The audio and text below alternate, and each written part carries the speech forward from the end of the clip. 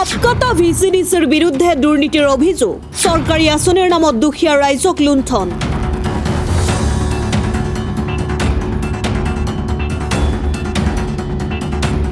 দুৰ্নীতিৰ বিৰুদ্ধে শূন্য সহনশীলতাৰ শ্লোগান দিয়া চৰকাৰৰ মুখা খোল খালে গোসাইগাঁৱত। নিৰ্বাচনৰ বাবে মাজত বাকী মাথো কেইটামান দিন। ইয়াৰ মাজতে গোসাইগাঁও মহকুমাৰ অন্তৰ্গত মাটিয়াপাৰা গাঁৱৰ ৰাইজে উদঙালে পৰিৱৰ্তনৰ নামত প্ৰতিষ্ঠিত চৰকাৰৰ প্ৰকৃত ছবি। হাফকাটা ভিচিডিচিৰ বিৰুদ্ধে মাটিয়াপাৰাৰ স্থানীয় দৰিদ্ৰ ৰাইজে অৰুণোদয় আৰু চৰকাৰী গৃহ নিৰ্মাণ কাৰ্যৰ নামত উৎকোচ লোৱাৰ অভিযোগ প্ৰকাশ কৰে। ৩ নম্বৰ শ্ৰীৰামপুৰ পৰিষদৰ অন্তৰ্গত হাফকাটা ভিচিডিচিৰ চেয়াৰমেন পম্পী ভৌমিক, সদস্য দিলীপ অধিকাৰী, কামেশ্বৰ ৰায় আৰু GRS পিণ্টু পাঠকে PMAY গৃহ নিৰ্মাণৰ নামত প্ৰতিজন হিতাধিকাৰীৰ পৰা ১,০০০ৰ পৰা ৪,০০০ টকালৈকে ধন সংগ্ৰহ কৰাৰ গুৰুতৰ অভিযোগ উত্থাপিত হৈছে। অৱশ্যে ঘটনা সম্পৰ্কে প্ৰশ্ন কৰাত ভিচিডিচিৰ চেয়াৰমেনে এই অভিযোগ ভিত্তিহীন বুলি প্ৰতিক্ৰিয়া ব্যক্ত কৰে। একেবাৰে ভিত্তিহীন কথা, কোনেও পইচা লোৱা নাই, মোৰ মেম্বাৰে লোৱা নাই, মই লোৱা নাই। এইটো একেবাৰে ভিত্তিহীন কথা যে পইচা লোৱা যেটো অভিযোগ উঠিছে, এইটো বেনিফিচিয়াৰী যেটো কৈছে এইটো একেবাৰে ভিত্তিহীন। এইটোৰ কাৰণে কোনো প্ৰমাণ যদি দিব পাৰে তেওঁলোকে দিয়ক, দিয়ক। কি কাৰণত এতিয়া মানে ইলেকশ্যনৰ বতৰ, বিৰোধী পাৰ্টীয়ে ইছ্যুটো ল'বই আৰু কেনে চেয়াৰমেনক অপদস্থ কৰিব পাৰে, এইটোৰ কাৰণেই কৰি আছে। বিৰোধীটো আপোনালোকৰ সন্মুখত নাহিব না, এইটো বেনিফিচিয়াৰীকে ওলাই দিব তেওঁলোকে যে জপিয়াই পৰক। মোৰ কথা, মইতো পইচা লোৱা নাই, মোৰ মেম্বাৰে লোৱা নাই। কোনো যদি তেওঁলোকৰ প্ৰমাণ আছে মোক দিব পাৰে বা আপোনালোককো দিব পাৰে, এইটোৱে মোৰ কথা। বিৰোধী পাৰ্টীয়ে কৰিব এইটো। ইলেকশ্যনৰ বতৰ, ইলেকশ্যন আহি আছে, বিজেপিৰ ৰুলিং চৰকাৰ, বিজেপিক কেনেকৈ অপদস্থ কৰিব পাৰে এইটো চিন্তা ভাৱনা তেওঁলোকৰ। পম্পী ভৌমিক আৰু লগতে দিলীপ অধিকাৰী মেম্বাৰ, মানে আজি যি আমাৰ মাটিয়াপাৰা ৰাইজ আছে, ৰাইজৰ ওপৰত যিটো মানে ভ্ৰষ্টাচাৰ চলাই আছে, এইখিনি মানে সহ্য কৰাৰ কথা নহয়। মানে আজি প্ৰতিটো ঘৰে যাই কিনে মানে চবৰে লগত ২,০০০, কাৰোবাৰ লগত ৫০০, কাৰোবাৰ লগত ৩০০ এনেকৈ লৈছে আৰু কি। অৰুণোদয় দিয়াৰ নামত মানে চবৰে লগত ৩০০ টকা কৰি লৈছে। আৰু আজি যি মানে মেম্বাৰ আছে, মেম্বাৰৰ ঘৰত যি ফেমিলিত যিকেইটা লোক আছে, মানে চবৰে আজি অৰুণোদয় আছে। যিহঁতে পাব লাগে অৰুণোদয় সিহঁতে কোনেও পোৱা নাই। আজি যি আদিবাসী কাষ্টৰ মানুহ আছে সিহঁতে বেছিভাগে মানে পোৱা নাই আমাৰ মাটিয়াপাৰা অঞ্চলত। আৰু মানে যিহেতু ঘৰ পাইছে, কাৰোবাৰ ঘৰ কমপ্লিটো হোৱা নাই, আৰু কাৰোবাৰ হৈছেও যদিও মানে পইচাখিনি পোৱা নাই, পানীৰ পইচাখিনি।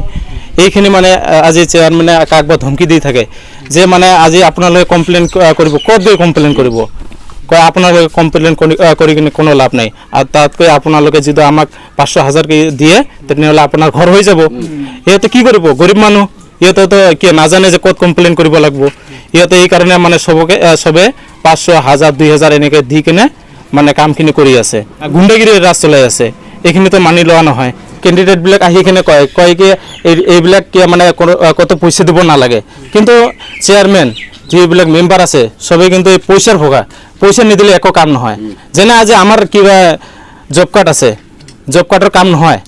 জব কাৰ্ডত খালি মানে যিহেতু মানে জব কাৰ্ডখন জমা দিছে, কাম নহয়। কাম নোহোৱাকৈ মানে পইচা সোমায়।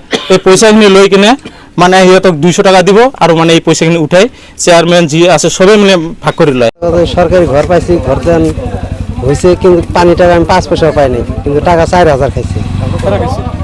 চেয়ারম্যান খাইছে ১৫০০, জের খাইছে ২,০০০। দাবি করছে অত নিজে খুঁজে না, নাহলে বলে কাম করে না, কয়ে আনিছে, খরচা লাগে। জেরেছে মোটামুটি ধরুন একবার নিয়ে গেছে ১৫০০, একবার নিয়ে গেছে ১৫০০, ৩বার করে ১৫০০, ৪,৫০০ টাকা খাইছে। জেরেছে খাইছে পিন্টু নাকি পাতলা করে সারাটা, আর চেয়ারম্যান খেয়েছে ১,০০০, আর মেম্বার খেয়েছে ৫০০। তারপরে ফোন মারলে জেরেছে হন নাম্বার আছে, ফোন মারলে ফোন রিসিভ করে না। তারপরে যদি আবার অন্যজনের মোবাইল দিয়ে ফোন মারি, কয় হবো দাদা, চিন্তা করা লাগে না, হবে। আজকে মোটামুটি ১ বছর হইলেও আমি ঘর পাওয়াটা ক্লিয়ার হয়েছে আমার ঘর, তাও এখনো বাদ বাকি আমি ক্লিয়ার করবো না, অল্প বানাইছিলাম, খালি ৪০০ টাকা তাবাদ আছে, ভিতরে প্লাস্টার আমি নিজে সম্পূর্ণ আমি নিজেই করছি। আর যদি কয় যদি তুমি পয়সা দাও তাহলে তোমার পয়সা ঢুকবো, নাহলে না। যদি পয়সা দেওয়া হয় আগে যদি ঢুকে দেই পয়সা, ওরা যদি আইলে তাহলে তারপরের দিন পয়সা ঢুকে। আর যদি পয়সা দেওয়া অল্প কম হয়, পয়সা দেয় না। তারপরে আমি কই সরকার তো কইছে ঘুষ খান না কেনা, কয় না আমরা কিরকম করে চলব, তাহলে তোমরা কোন জায়গায় যাবা যাও, আমরা তো মূর্খ মানুষ, লেখাপড়া নাই, কোনো কিছু বুঝিও না। তাও একবার কচুগাঁও গেছি, কয় কি কমপ্লেন দিবেন নাকি আইসো, এই কথা কইছে। তো কয় না চিন্তা করা লাগে না, তোমারও কার্ডের টাকা পাই নাই, ওই জব কার্ডের টাকা কবার গেছি, ওই 1000 টাকা দাও, আমি তোমাকে 18,000 ক্যাশ টাকা ঢুকাই দিব। কে কইছে? চেয়ারম্যান কইছে।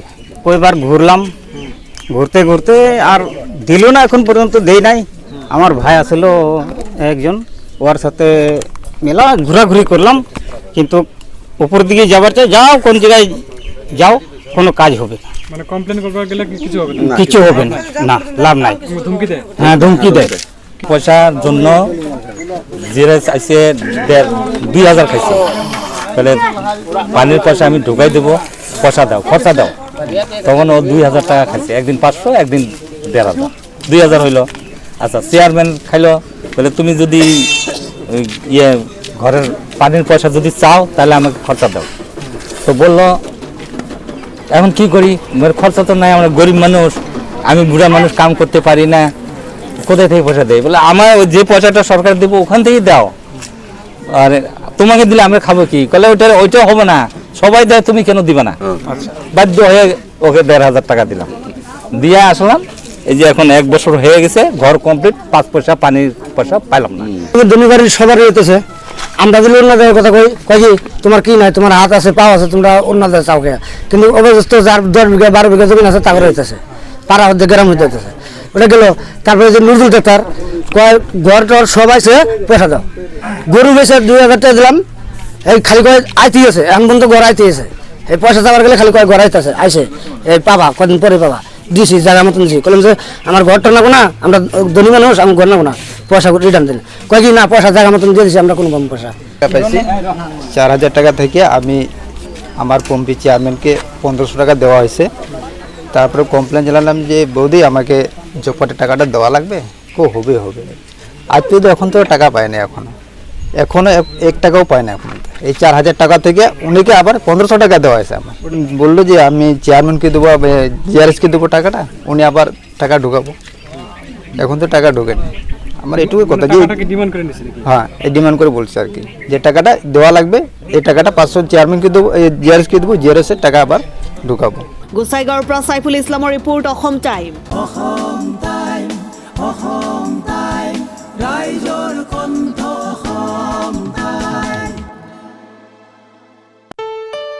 ঘৰত আনন্দ আৰু সম্পৰ্কৰ চমক বজাই ৰাখিবলৈ জৰুৰী হৈছে সকলো আনন্দময় মুহূৰ্তত মৰমৰ উপহাৰ দিয়াটো। সেইবাবে মধুশ্ৰী জুৱেলাৰ্ছে আনিছে সকলো ৰঙীন ক্ষণৰ বাবে বিশেষ গহনা। হীৰাৰে হওক, সোণৰে হওক বা ৰূপৰে হওক, শ্ৰেষ্ঠ ডিজাইনছ আৰু হলমাৰ্কযুক্ত গহনাই ৰাখে সম্পৰ্কক নিখুঁত। তেনেহ'লে আজিয়ে আনক আনন্দ মধুশ্ৰী জুৱেলাৰ্ছৰ সৈতে।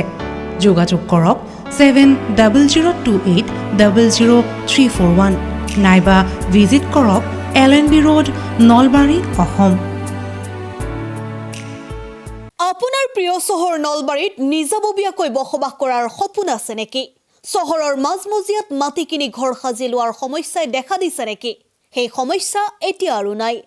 চহৰৰ মাজমজিয়াত মাটি নিকিনাকৈ নিজে ঘৰ নসজোৱাকৈ এটা বিলাসী ঘৰৰ গৰাকী হ'ব পাৰিব আপুনি। নলবাৰীত প্ৰথমবাৰৰ বাবে সেই সুবিধা আহিছে। নলবাৰীত প্ৰথমটো ৰেৰাৰ দ্বাৰা অনুমোদিত আটকধুনীয়া এপাৰ্টমেণ্ট এতিয়া চহৰৰ গোপাল বজাৰত নিৰ্মাণ হৈ উঠিছে। আটকধুনীয়া আহল বহল এপাৰ্টমেণ্ট তীৰ্থদ্বীপ এনক্লেভ।